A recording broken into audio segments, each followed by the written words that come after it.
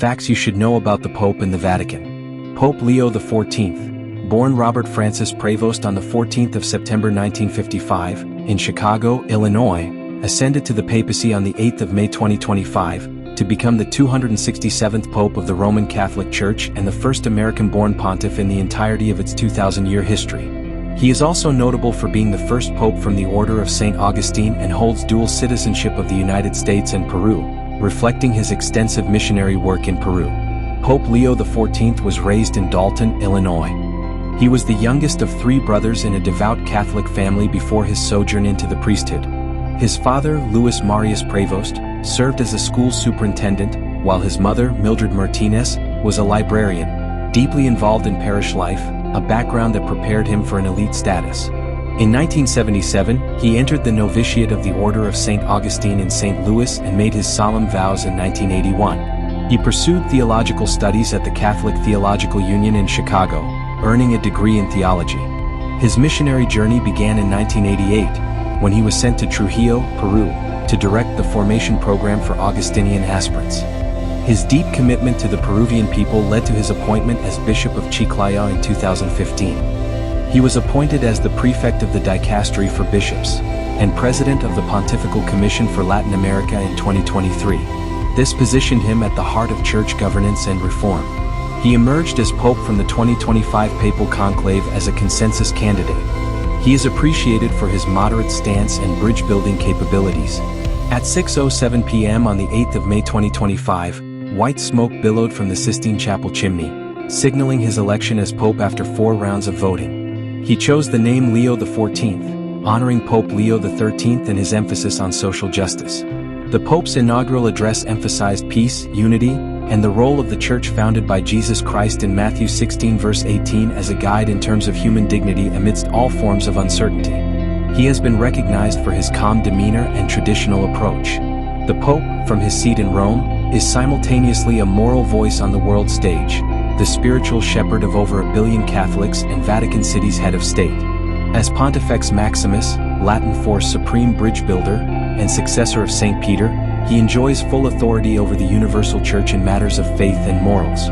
In everyday terms, Catholics regard him as Holy Father and the ultimate defender of the Church's doctrines. At the same time, the Pope often speaks out on global issues, from poverty and refugees to climate change, counseling the good conscience while promoting peace. The Pope's official titles include Bishop of Rome. He is the local Bishop of Rome, giving him primacy over other bishops and at the helm of St. Peter's Basilica affairs. Vicar of Jesus Christ. In this role he is Christ's representative on earth, and as such holds the keys to doctrine and discipline. He is also known as Supreme Pontiff of the Universal Church, a title harking back to ancient pontiffs, underscoring his role as the Church's chief priest. Inscriptions and coins often call him Pontifex Maximus, which literally means Supreme Pontiff. Servant of the Servants of God, a title which depicts the humility of the Pope and highlights his duty to serve Christians everywhere. In a formal address, the Supreme Pontiff is revered as His Holiness. However, every Pope would usually pick a regnal name on election, being a tradition since the 10th century. Note that the Pope's role isn't confined to the Church. The Pope also has a massive diplomatic and humanitarian portfolio. He is the head of state of Vatican City and has his own foreign service, often hosting heads of state and meeting global leaders. Vatican diplomats known as nuncios are posted worldwide, and he holds a non-member observer status at the UN. In this capacity, the Pope advocates for peace, human rights, and social justice. Overall, he stands for the Church's social teaching on the environment, human dignity, solidarity, and global poverty, and tries to shape global debates.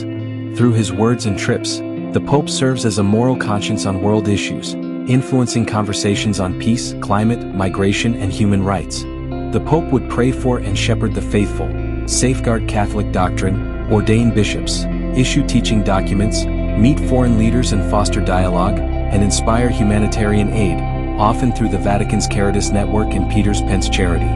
He's literally a priest, a global ambassador, and a humanitarian, all rolled into one. Major Vatican councils have profoundly shaped the Pope's role in Catholic life.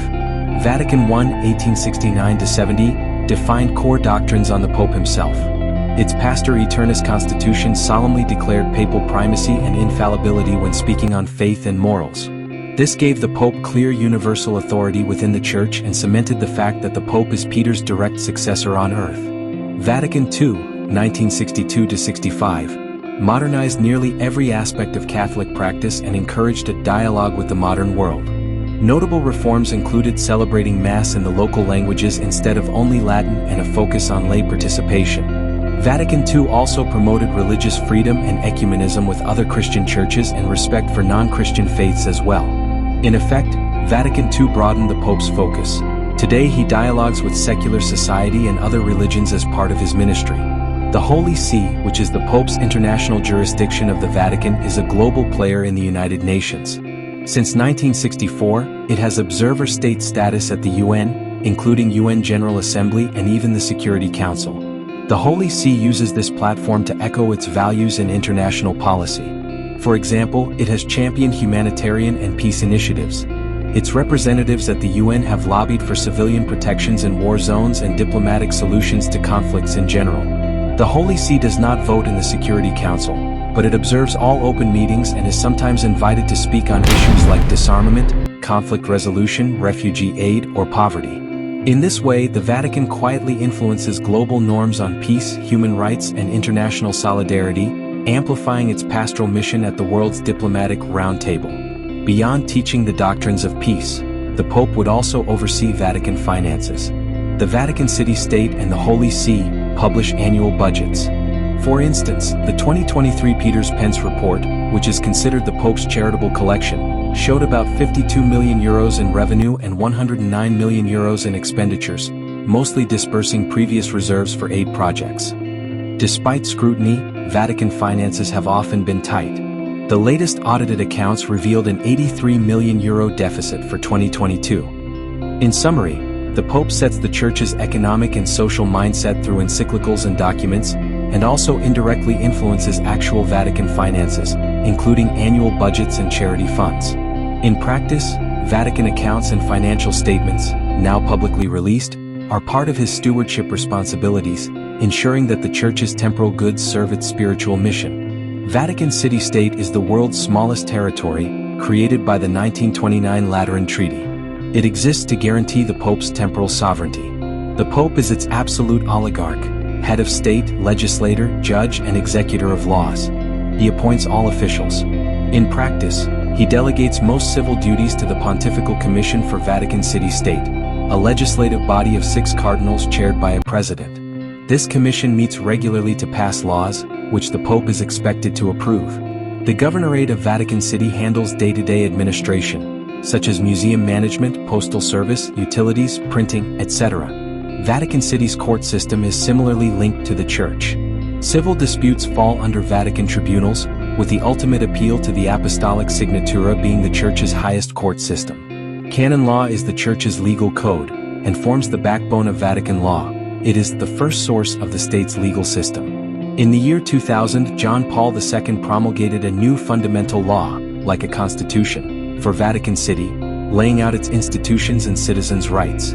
It's important to distinctively define the Holy See versus Vatican City. The Holy See, the Pope and curial institutions, is the international legal personality, whereas Vatican City is a sovereign state with its own government.